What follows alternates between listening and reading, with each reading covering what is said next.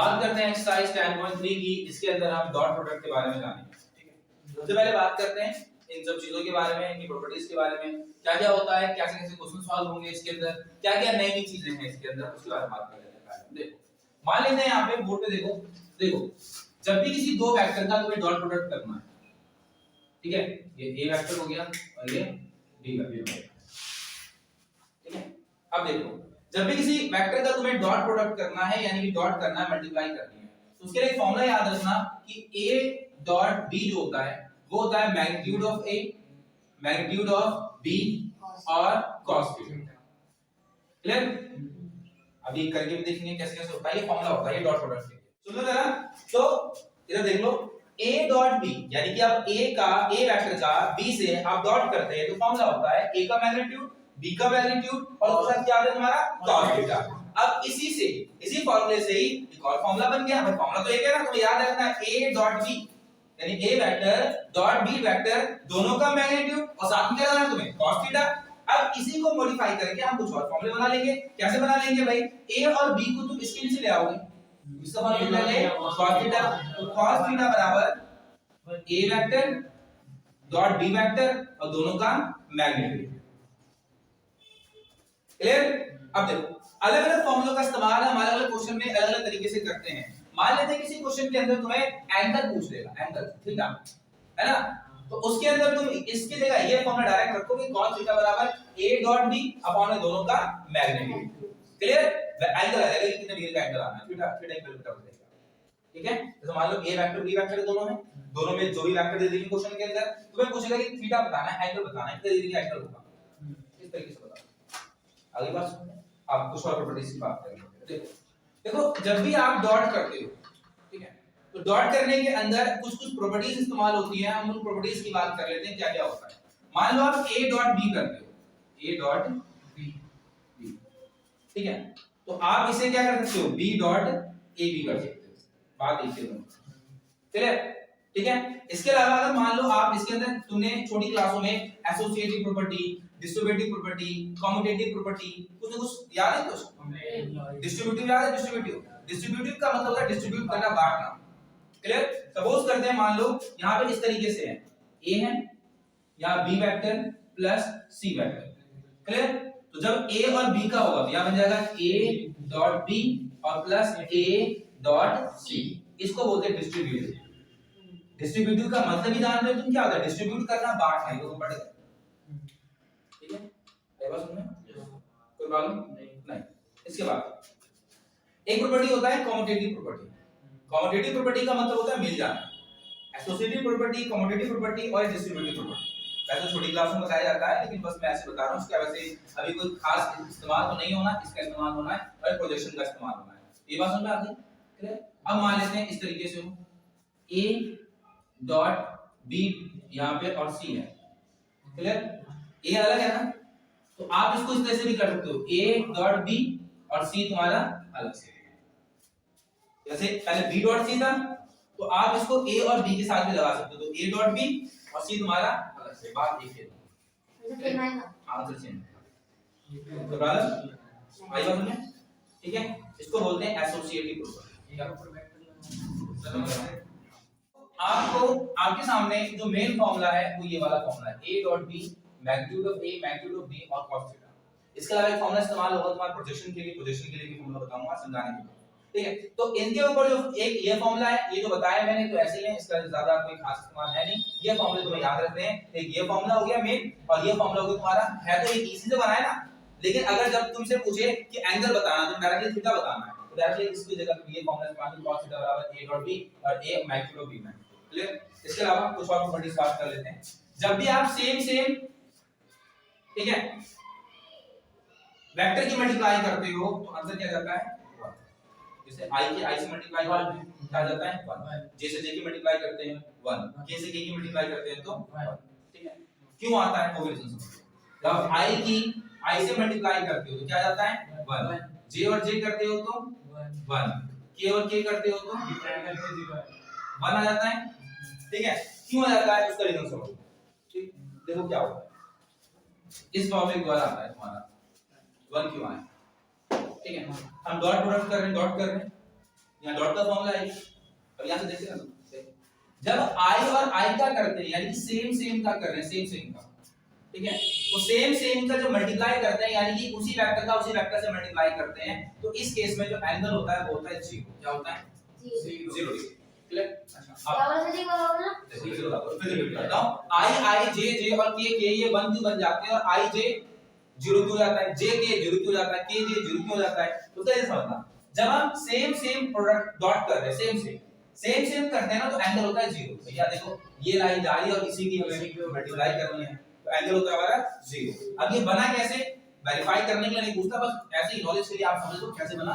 यहां से देखो, यहां से बना, इस फॉर्मूले से बना, डॉट निकालने इसका a और b, यहां i और i, तो i मैं लिख देता हूं यहां पे, i प्रोडक्ट इसका i बराबर magnitude of a magnitude of b, i का मैग्नीट्यूड क्या होगा 1, याद है ना, x square plus y square plus z square, यहां x y z तो है नहीं, सिर्फ x ही x है, 1 है, तो 1 का स्क्वायर क्या होगा 1, यानी मैग्नीट्यूड क्या होगा 1, इसका भी मैग्नीट्यूड रखेंगे तो क्या होगा 1 इनटू में cos थीटा, थीटा माने क्या था 0 था ना, तो 1 तो 1 हो गया, और cos थीटा की वैल्यू क्या होती है 1, तो i और i क्या आ गया हमारा 1, ऐसे आता है। क्लियर? आगे बात समझ में, तो बाद में आता नहीं है, अब नोट कर लो फिर आगे बढ़ो, नहीं अभी रुक जाओ, अभी हटा दो ना, क्लियर हो गया यहां तक? अब देख लो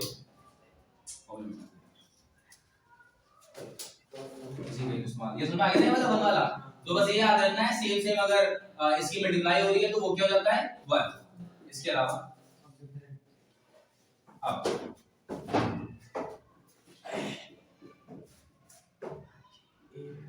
ठीक है। अब अगर मान लो आप i की मल्टीप्लाई j से करते हो, ठीक है, या फिर j की मल्टीप्लाई k से करते हो, डॉट करते हो, और या फिर i का जो डॉट है वो k से करते हो, तो आंसर होगा 0। क्लियर? ठीक है, तो ध्यान रखना क्योंकि जब हम डॉट करेंगे ना भी क्वेश्चन के अंदर तो सेम होगा, i 1 हो गया, j 1 हो गया, k 1 हो गया, लेकिन अगर i और j हुआ तो 0, j और k हुआ तो 0, डिफरेंट के अगर हम अलग-अलग का करते हैं तो आंसर जो है वो 0 होता है। अच्छा कैसे होता है 0 वो देखते हैं, देखो फॉर्मूला वही हमारा पुराना क्या था बताना, a dot b magnitude of a magnitude of b और साथ में cos थीटा। क्लियर? जब हम अलग-अलग का करते हैं तो एक हम वेक्टर ये मान लेते हैं और एक वेक्टर ये मान लेते हैं, और जब अलग-अलग का करते हैं तो ये मान लो एंगल होता है हमारा 90 डिग्री का, 90 डिग्री परपेंडिकुलर, ठीक, अब रेक्टेंगल पर i j अलग-अलग है तो i डॉट j मैग्नीट्यूड पहले का 1 होगा और इसका भी मैग्नीट्यूड करेंगे तो क्योंकि 1 है ना फॉर्मेशन, क्लियर है ना, cos 90 इनटू में cos 90, तो बताना क्या होता है cos 90 0, cos 0 क्या होता है, cos 90 क्या होता है 0, 0 की गुणा 1 से हुई तो 0, तो ये आपको प्रूफ आ जाना चाहिए, पता चल जाना चाहिए कि कैसे 0 होगा, तो ये प्रॉपर्टीज आपको याद रखनी है, डिफरेंट अगर यूनिट वेक्टर की आप मल्टीप्लाई करते हैं तो आंसर इज 0, तो प्रॉब्लम ठीक है जी।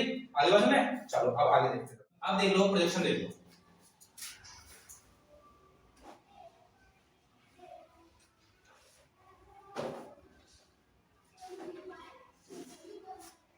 देखो बात करते हैं प्रोजेक्शन की, प्रोजेक्शन तो जानते हो, हाँ शैडो, हाँ शैडो, प्रोजेक्शन का मतलब होता है किसी चीज की इमेज बनना, ठीक है। अब इमेज, अब देखो जरा कैसे बनाएंगे इमेज हम, देखो यहाँ पे मान लो लाइट ऊपर से आएगी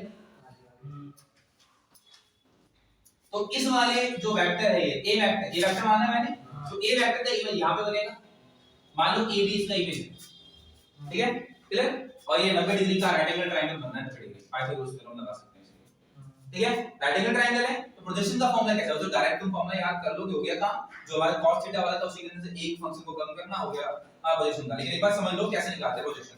तो भाई हमें जो है ये केस दे रखा है क्वेश्चन में, हमें 90 डिग्री का एंगल है, एक ट्रायंगल है, ऊपर से लाइट आ रही है तो जो शैडो बनी है वो नीचे बनेगी।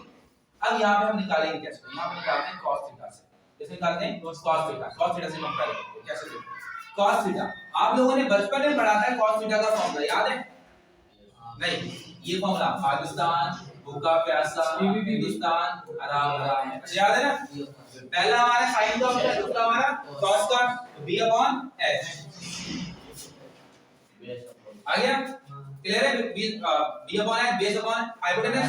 अब cos थीटा बराबर b, बेस क्या हमारा ab, अगर एंगल यहां पर है तो ab, और हाइपोटेनस क्या हमारा प्रॉब्लम नहीं है, बस आने वाला है तो थोड़ा सा cos थीटा बराबर ab अपॉन में ac। देखो ac जो है ना, यहाँ पे हम दोनों की हम लेंथ लिखेंगे, लेंथ का मतलब मैग्नीट्यूड होता है, बताया था फर्स्ट क्लास में बात कर चुके हैं। जो लेंथ होती है, डिस्टेंस होती है, उसको हम क्या बोलते हैं, मैग्नीट्यूड बोलते हैं।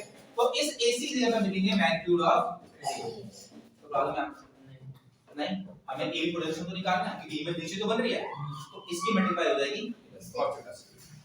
तो AB बराबर डायरेक्ट ऐसे लिखो cos थीटा इनटू में a मैग्नीट्यूड ऑफ a, है ना। अब cos थीटा का फॉर्मूला लगा, आगे प्रोजेक्शन का वो फॉर्मूला आ गया AB बराबर cos थीटा। तो cos थीटा का फॉर्मूला अभी बताया था मैंने थोड़ी देर पहले, क्या होता है नहीं ये बात यहां से निकाला था हमने मैग्नीट्यूड ऑफ a, तो हमेशा यही याद रखना है ये cos थीटा के लिए, तो cos थीटा बराबर ab upon magnitude of a और मैग्नीट्यूड ऑफ b। तो यहां पे a b और मैग्नीट्यूड ऑफ a और मैग्नीट्यूड ऑफ b बराबर cos थीटा। हमेशा जब भी एंगल पूछे cos थीटा में तो हमेशा ही ऐसे निकालना है एंगल पूछने के लिए, cos थीटा बराबर a dot b magnitude of a और मैग्नीट्यूड ऑफ b।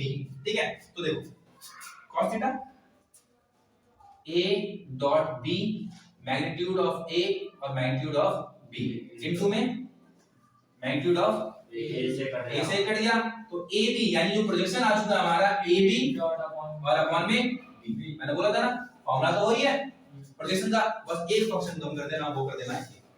ये हमारा प्रोजेक्शन के लिए जब भी बोलेगा find the projection of this vector, हमेशा फॉर्मूला ये इस्तेमाल करोगे a डॉट b और नीचे में मैग्नीट्यूड ऑफ b।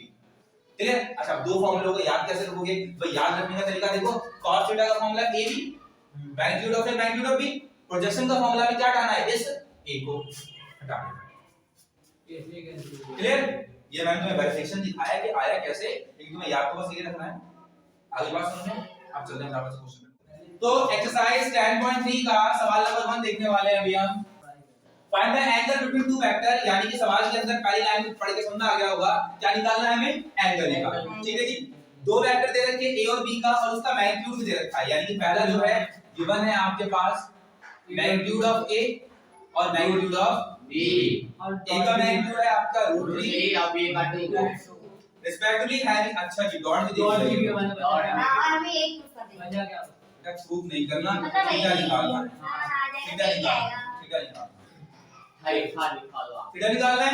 तो भाई अभी हम थोड़ी देर पहले हम एंगल के लिए बात कर चुके हैं, तो cos थीटा एंगल बराबर a, बोलो आगे बोलो, b वेक्टर और दोनों का और मैग्नीट्यूड ए और बी का हो गया। अब ध्यान से देखो भाई फॉर्मूला हो गया cos थीटा का, एंगल निकालेंगे ये a डॉट b, और ये अब ध्यान से देखेंगे 6/√3 6 ना आता है a सही कह रहा √6, सही कह रहा a डॉट b दे रखा है √6, हां मैग्नीट्यूड ऑफ a हमारा √3 और इनटू में b हमारा 2 मल्टीप्लाई करने वाला। अच्छा अब देखो इसको आगे सॉल्व कैसे करेंगे, ये सबसे बड़ी कंफ्यूजन है, सॉल्व कैसे करेंगे। cos थीटा हां ये √6 है ना, हां इसको कर देते हैं √2 इनटू में √3 हां और नीचे √3 हो गया, है ना। तो का √2 और इस 2 को लिख देंगे √2 इनटू में तो तुम सॉल्व नहीं कर पाओगे ये बच्चों बढ़िया बढ़िया। √2 ठीक है भाई? आता है √2 तो cos थीटा बराबर 1 अपॉन में √2 45 डिग्री का 5/4 हां सही वहां पर नहीं 45 हां तो मैंने क्या पता cos थीटा बराबर 45 45 cos से cos गया तो आ गया। ये बात करते हैं क्वेश्चन नंबर 2 की। क्या है भाई क्वेश्चन है आपका फाइंड द एंगल। भाई इसमें भी एंगल निकालना है, फर्स्ट में भी एंगल निकालना है, लेकिन डिफरेंट ये है दोनों के अंदर, एक के अंदर पहले के अंदर सब कुछ गिवन था, उसके अंदर सब कुछ गिवन नहीं है। तो कोई बात नहीं, हमारे सामने दो वेक्टर दे रखे हैं, तो हमने इन दोनों को a और एक को b मान लेते हैं। लेट a वेक्टर हमने मान लिया, क्या मान लिया हमने, i -2j और +3j, पहला वेक्टर मान लिया हमने। और दूसरा वेक्टर मान लेते हैं, कौन सा है जी, 3i माइनस का 2j और प्लस का k। क्या आगे दोनों। अच्छा अब एंगल निकालना, ठीक है ना, एंगल निकालना मैग्नीट्यूड निकालना है। इधर देखो, तो एंगल निकालने के लिए जो फॉर्मूला बताया मैंने, cos थीटा बराबर a आगे बोलो डॉट बी। भाई रिपीट करते रहोगे तो सब याद रहेगा, बता भूल जाओगे, ऐसे ही होता है ना। हाँ तो इसका मतलब क्या है, हमें दोनों का डॉट चाहिए और दोनों का मैग्नीट्यूड मैग्नीट्यूड चाहिए। आ गया। तो मैग्नीट्यूड तुम यू निकाल लोगे, मैग्नीट्यूड ऑफ ए हमने याद है ना, x square y square z square 14 आ रहा 14 लिखो आप 1 का स्क्वायर तो कितना होगा कर लिया तुम लोगों ने। हाँ 14 कर लिया? चलो ठीक है, क्या है 14 अंडर रूट 14 और बी मैग्नीट्यूड बताओ। भैया भाई x square y square z का सेट डॉट निकाल चुके हैं, आप प्रोडक्ट देख लेते हैं इसका क्या a डॉट b है ना।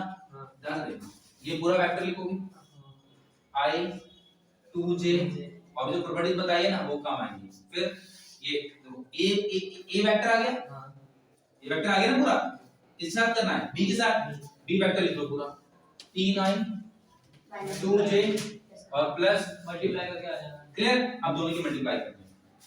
अच्छा मल्टीप्लाई कैसे करोगे, i का i से, j का j से, k का k से। अब पूछोगे भाई जैसे हम तो छोटी क्लास में करते थे कि इसकी मल्टीप्लाई तीनों से होनी चाहिए, आप निकाल यस लें होगी तो तीनों से नहीं, नहीं जीरो करने का तो फायदा नहीं है ना।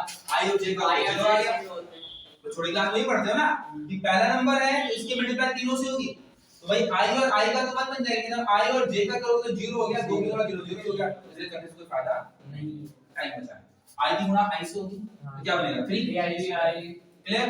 ये minus minus 3i square plus square i square का 1 लगा दिया हमने सीधा, क्लियर। कर लेंगे अब 2 2 जा 4 और 3 1 जा 3, तो 3 3 6 और 4 10, वहां लगा दो फटाफट से cos थीटा। तो कितना a डॉट b क्या आ गया हमारा रूट कर लेंगे बस। 10, मैग्नीट्यूड ऑफ a रूट का 14 और ये भी रूट का 14, 10 बटे में 14, जब सवाल होता तो नहीं बताते कि सोचते ठीक है इजी हो तो खुद कर दीजिए हो गया। अच्छा अब क्लियर हो गया।